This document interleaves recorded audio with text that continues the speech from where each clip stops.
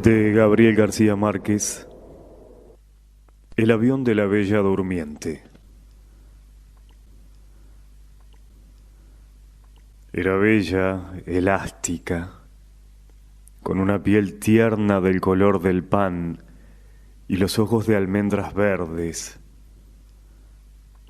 Y tenía el cabello liso y negro y largo hasta la espalda, y una aura de antigüedad que lo mismo podía ser de Indonesia que de los Andes.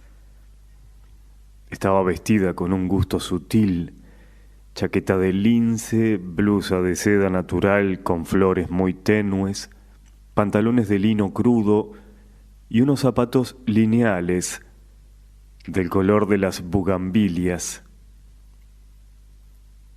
Esta es la mujer más bella que he visto en mi vida, pensé, cuando la vi pasar con sus sigilosos trancos de leona, mientras yo hacía la cola para abordar el avión de Nueva York en el aeropuerto Charles de Gaulle de París. Fue una aparición sobrenatural que existió solo un instante y desapareció en la muchedumbre del vestíbulo. Eran las 9 de la mañana, estaba nevando desde la noche anterior y el tránsito era más denso que de costumbre en las calles de la ciudad y más lento aún en la autopista. Y había camiones de carga alineados a la orilla y automóviles humeantes en la nieve. En el vestíbulo del aeropuerto, en cambio, la vida seguía en primavera. Yo estaba en la fila de registro detrás de una anciana holandesa que demoró casi una hora discutiendo el peso de sus 11 maletas. Empezaba a aburrirme cuando vi la aparición instantánea que me dejó sin aliento. Así que no supe cómo terminó el altercado hasta que la empleada me bajó de las nubes con un reproche por mi distracción. A modo de disculpa le pregunté si creía en los amores a primera vista. Claro que sí, me dijo. Los imposibles son los otros. Siguió con la vista fija en la pantalla de la computadora y me preguntó qué asiento prefería, fumar o no fumar. Me da lo mismo, le dije con toda intención, siempre que no sea al lado de las 11 maletas. Ella lo agradeció con una sonrisa comercial, sin apartar la vista de la pantalla fosforescente. Escoja un número, me dijo, 3, 4 o 7. 4. Su sonrisa tuvo un destello triunfal. En 15 años que llevo aquí, dijo, primero que no escoge el 7.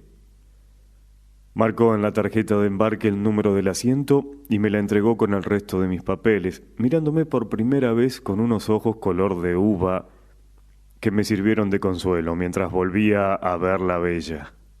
Solo entonces me advirtió que el aeropuerto acababa de cerrarse y todos los vuelos estaban diferidos. ¿Hasta cuándo? Hasta que Dios quiera, dijo con su sonrisa. La radio anunció esta mañana que será la nevada más grande del año. Se equivocó. Fue la más grande del siglo. Pero en la sala de espera de la primera clase, la primavera era tan real que había rosas vivas en los floreros y hasta la música enlatada parecía tan sublime y sedante como lo pretendían sus creadores. De pronto, se me ocurrió que aquel era un refugio adecuado para la bella y la busqué en los otros salones, estremecido por mi propia audacia. Pero la mayoría eran hombres de la vida real que leían periódicos en inglés, mientras sus mujeres pensaban en otros, contemplando los aviones muertos en la nieve a través de las vidrieras panorámicas, contemplando las fábricas glaciales, los vastos cementeros de Roissy devastados por los leones. Después del mediodía no había un espacio disponible y el calor se había vuelto tan insoportable que escapé para respirar. Afuera encontré un espectáculo sobrecogedor. Gentes de toda ley habían desbordado las salas de espera y estaban acampadas en los corredores sofocantes y aún en las escaleras, tendidas por los suelos con sus animales y sus niños y sus enseres de viaje, pues también la comunicación con la ciudad estaba interrumpida y el palacio de plástico transparente parecía una inmensa cápsula espacial varada en la tormenta. No pude evitar la idea de que también la bella debía estar en algún lugar en medio de aquellas hordas mansas, y esa fantasía me infundió nuevos ánimos para esperar. A la hora del almuerzo habíamos asumido nuestra conciencia de náufragos. Las colas se hicieron interminables frente a los 7 restaurantes, las cafeterías, los bares atestados. Y en menos de 3 horas tuvieron que cerrarlos porque no había nada que comer ni beber. Los niños, que por un momento parecían ser todos los del mundo, se pusieron a llorar al mismo tiempo, y empezó a levantarse de la muchedumbre un olor de rebaño. Era el tiempo de los instintos. Lo único que alcancé a comer en medio de la rebatiña fueron los 2 últimos vasos de helado de crema en una tienda infantil. Me los tomé poco a poco en el mostrador, mientras los camareros ponían las sillas sobre las mesas a medida que se desocupaban, y viéndome a mí mismo en el espejo del fondo, con el último vasito de cartón y la última cucharita de cartón, y pensando en la bella. El vuelo de Nueva York, previsto para las 11 de la mañana, salió a las 8 de la noche. Cuando por fin logré embarcar, los pasajeros de la primera clase estaban ya en su sitio y una azafata me condujo al mío. Me quedé sin aliento. En la poltrona vecina, junto a la ventanilla, la bella estaba tomando posesión de su espacio con el dominio de los viajeros expertos. Si alguna vez escribiera esto, nadie me lo creería, pensé. Y apenas si intenté en mi media lengua un saludo indeciso que ella no percibió. Se instaló como para vivir muchos años, poniendo cada cosa en su sitio y en su orden, hasta que el lugar quedó tan bien dispuesto como la casa ideal, donde todo estaba al alcance de la mano. Mientras lo hacía, el sobrecargo nos llevó la champaña de bienvenida. Tomé una copa para ofrecérsela a ella, pero me arrepentí a tiempo, pues solo quiso un vaso de agua y le pidió al sobrecargo, primero en un francés inaccesible y luego en un inglés apenas más fácil, que no la despertara por ningún motivo durante el vuelo. Su voz grave y tibia arrastraba una tristeza oriental. Cuando le llevaron el agua, abrió sobre las rodillas un cofre de tocador con esquinas de cobre, como los baúles de las abuelas, y sacó 2 pastillas doradas de un estuche donde llevaba otras de colores diversos. Hacía todo de un modo metódico y parsimonioso, como si no hubiera nada que no estuviera previsto para ella desde su nacimiento. Por último, bajó la cortina de la ventana, extendió la poltrona al máximo, se cubrió con la manta hasta la cintura sin quitarse los zapatos, se puso el antifaz de dormir, se acostó de medio lado en la poltrona de espaldas a mí y durmió sin una sola pausa, sin un suspiro, sin un cambio mínimo de posición, durante las 8 horas eternas y los 12 minutos de sobra que duró el vuelo a Nueva York. Fue un viaje intenso. Siempre he creído que no hay nada más hermoso en la naturaleza que una mujer hermosa. De modo que me fue imposible escapar ni un instante al hechizo de aquella criatura de fábula que dormía a mi lado. El sobrecargo había desaparecido tan pronto como despegamos y fue reemplazado por una azafata cartesiana que trató de despertar a la bella para darle el estuche de tocador y los auriculares para la música. Le repetí la advertencia que ella le había hecho al sobrecargo, pero la azafata insistió para oír de ella misma que tampoco quería cenar. Tuvo que confirmárselo el sobrecargo y aún así me reprendió porque la bella no se hubiera colgado en el cuello el cartoncito con la orden de no despertarla. Hice una cena solitaria diciéndome en silencio todo lo que le hubiera dicho a ella si hubiera estado despierta. Su sueño era tan estable que en cierto momento tuve la inquietud de que las pastillas que se había tomado no fueran para dormir, sino para morir. Antes de cada trago levantaba la copa y brindaba. A tu salud, bella.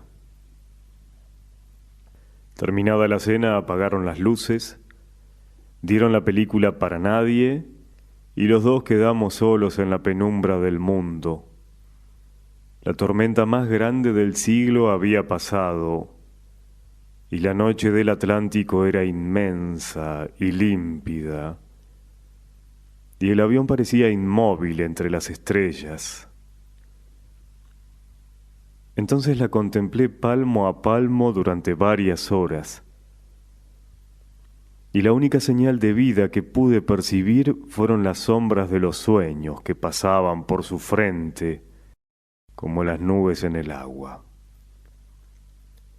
Tenía en el cuello una cadena tan fina que era casi invisible sobre su piel de oro, las orejas perfectas, sin puntadas para los aretes, las uñas rosadas de la buena salud y un anillo liso en la mano izquierda.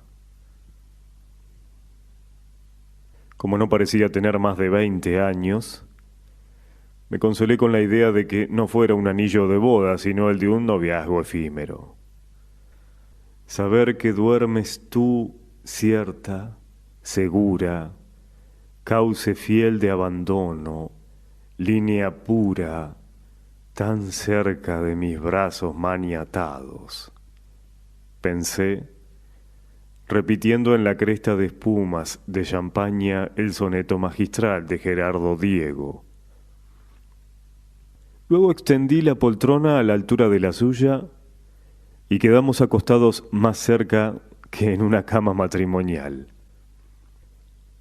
El clima de su respiración era el mismo de la voz, y su niel exhalaba un hálito tenue que sólo podía ser el olor propio de su belleza. Me parecía increíble. En la primavera anterior había leído una hermosa novela de Yasunari Kawabata sobre los ancianos burgueses de Kioto que pagaban sumas enormes para pasar la noche contemplando a las muchachas más bellas de la ciudad desnudas y narcotizadas, mientras ellos agonizaban de amor en la misma cama. No podían despertarlas ni tocarlas, y ni siquiera lo intentaban porque la esencia del placer era verlas dormir. Aquella noche, velando el sueño de la bella, no solo entendí aquel refinamiento senil, sino que lo viví a plenitud. ¿Quién iba a creerlo?, me dije, con el amor propio exacerbado por la champaña. Yo, anciano japonés a estas alturas. Creo que dormí varias horas, vencido por la champaña y los fogonazos mudos de la película, y desperté con la cabeza agrietada. Fui al baño. 2 lugares detrás del mío yacía la anciana de las 11 maletas de pata errada de mala manera en la poltrona.